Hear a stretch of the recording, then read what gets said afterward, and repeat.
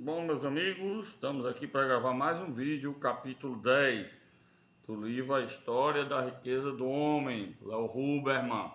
Só lembrando que esse capítulo já faz parte da nossa unidade 2, né? Para efeito da nossa AV parcial 2, que se dará ainda numa data que a gente vai marcar, em algum momento futuro da humanidade, então todo mundo fique tranquilo, né? Vai dar tempo todo mundo assistir todos esses vídeos, certo, pessoal? No capítulo anterior, nós falamos das transformações, das metamorfoses que ocorreram na Europa por conta da influência do fluxo de capital, né, pessoal? Sobretudo capital na sua forma monetária, dinheiro, né? Então fez surgir um fenômeno que até então era muito raro, que é a inflação dos preços. Os preços começaram a subir simultaneamente e de uma forma aí sincrônica, né? E ninguém conseguia explicar a razão dessa subida de preços, desde que tinha sido o afluxo de muito capital, né, na forma dinheiro, naquela época representava os metais preciosos, o afluxo que vinha, sobretudo da Europa, por conta das novas minas que a Espanha conseguiu achar lá, sobretudo nas Américas, aqui nas Américas, né, em Peru, né, e lá no México. Pois muito bem, meus amigos, houve então, pessoal, aí várias transformações, né, na economia europeia. Alguns pensadores, né, aqueles que eram mais ousados e mais também sofisticados no pensar econômico, perceberam que esse fenômeno da inflação tinha uma correspondência com o fluxo de metais preciosos na Europa, né? Então nós falamos do Jean Baudin, falamos do Chatillon, né, que foram aí duas grandes expressões nesse sentido de identificar esse fenômeno inflacionário e correlacioná-lo a esse grande afluxo de metais preciosos na Europa. Nós falamos também que tinha aqueles que iam perder, né? Aqueles que tinham salário fixo, os preços subindo, evidentemente que perdeu. Os detentores de pensões, né? Os pensionistas, por exemplo, né? E aqueles também que tinham aí a arrecadação fixa em termos dos seus arrendamentos. Falamos também que esses aí, por conta do poder econômico que representavam, os donos da terra, né, conseguiram aí de alguma forma reajustar os seus valores aos seus arrendatários. Muito bem, também as contas do Estado quedaram esmagadas, porque os impostos eram preços fixos. Se os preços estão subindo, né, então os impostos aí vão ser também, né, aí, corroídos do ponto de vista monetário. Pois muito bem, meus amigos, falamos também de uma grande transformação no campo, que foram os cercamentos, ou seja, um grande número de fazendeiros, né, antigos aí senhores feudais, agora empreendedores rurais, né, no sentido moderno, perceberam que criar ovelhas era bem mais rentável do que manter aquele sistema arcaico de arrendamentos. O que eles fizeram? Transformaram as suas propriedades em empreendimentos rurais para aí a produção de lã. A venda da lã estava muito valorizada nessa época da Europa, né? Nós estamos aqui século XVI, século XVII, né? Até século XVIII.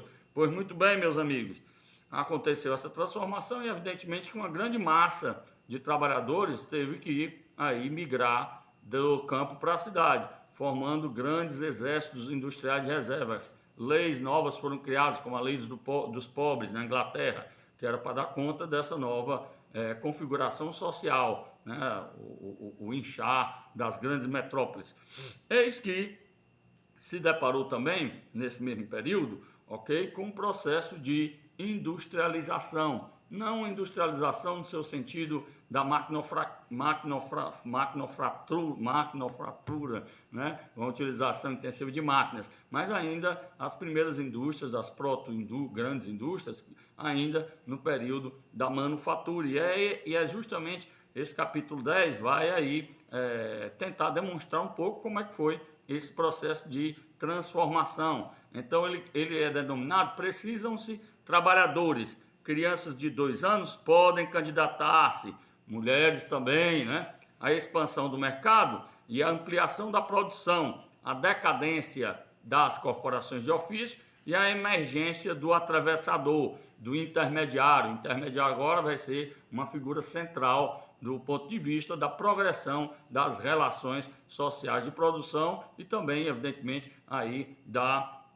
do incremento do modo de produção capitalista, porque a gente vai já explicar para vocês. O comerciante intermediário altera o fluxo da produção. O mestre artesão não mais acumulara a função de capitalista da esfera da circulação de mercadorias. Em outras palavras, como a gente disse nos capítulos pregressos, que o mestre artesão, na sua oficina, ele acumulava uma série de dinâmicas, desde a concepção das mercadorias até a sua execução, a sua elaboração e a sua venda. Agora há um rompimento disso, o intermediário se interpôs entre essas duas esferas, a esfera da produção e a esfera da circulação, ou seja, a esfera de produzir a mercadoria e a esfera de vender. O artesão agora vai se contentar com a esfera da produção, ele vai se limitar a ela, enquanto o atravessador vai agora ficar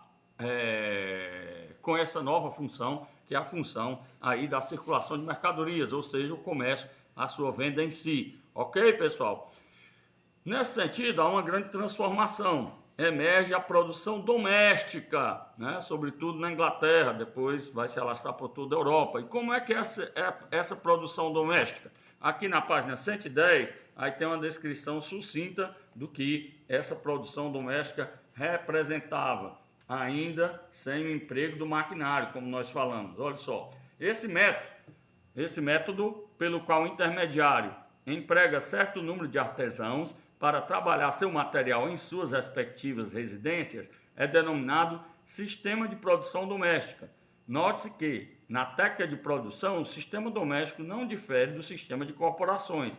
Deixa o mestre artesão e seus ajudantes em casa, trabalhando com as mesmas ferramentas, mas embora o método de produção permanecesse o mesmo, a forma de negociar as mercadorias foi organizada em novas bases, pelo intermediário, atuando como negociante. Percebam essa figura emblemática aí do intermediário. Ele vai encomendar as peças ao antigo artesão, que vai agora trabalhar junto com os seus ajudantes e a sua própria família, no seio da sua própria oficina ou residência, para o quê? Para dar conta dessas encomendas que serão realizadas pelo intermediário.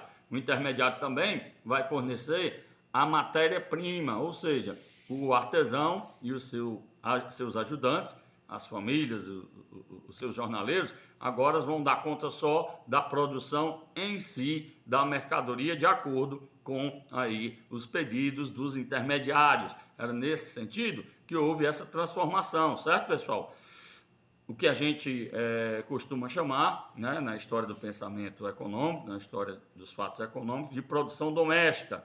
Emerge a percepção das vantagens da especialização na dinâmica produtiva. Segundo Pett, na página 110, ele já vai descrever como é que foi essa dinâmica, antes mesmo de Adam Smith, né? Ó, a fabricação da roupa deve ficar mais barata quando um carda, outro fia, outro tece, outro puxa, outro alinha, outro passa e empacota, do que quando todas as operações mencionadas são canestramente executadas por uma só mão. Percebam, aí já emerge uma nova transformação, né? Uma transformação nas bases que a gente chama estruturação técnico-organizacional da produção, ou seja, passa-se agora a ter uma divisão técnica do trabalho, né? Mais adiante, depois, o Adam Smith também vai trabalhar essa transformação na sua famosa fábrica de alfinete, lá no livro chamado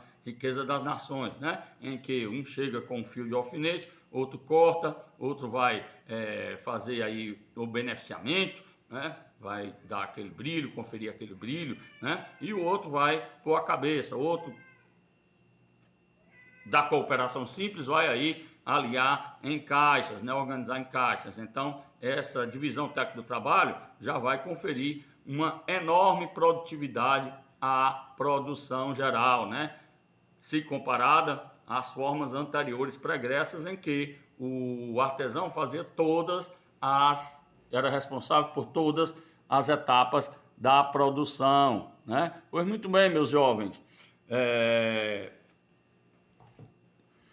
Desculpa aqui, foi interrompido pelo gato. Sai, menino! Para com isso, rapaz. Desculpa, pessoal. Vamos voltar aqui, então. A situação, então, voltando. Produção doméstica, então, é nesses termos, pessoal, certo? Se elaborou uma nova forma de produção através da divisão técnica do trabalho, da divisão do trabalho social, que vai render aí uma grande produtividade, né? Vai ter aí um ganho em produtividade, um ganho em escala, como dizem a economia, as novas produções. Choque entre as corporações de ofícios e os intermediários.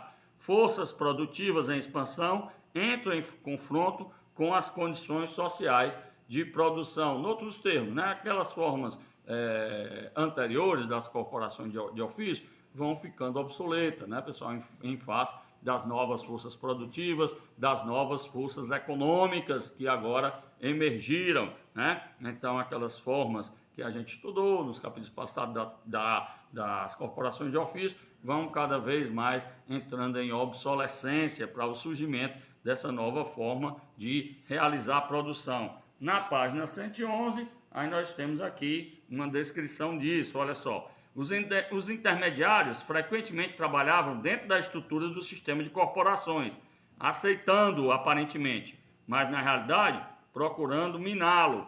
Os mestres ricos de uma corporação tornavam-se, às vezes, empregados de outros mestres em outras corporações.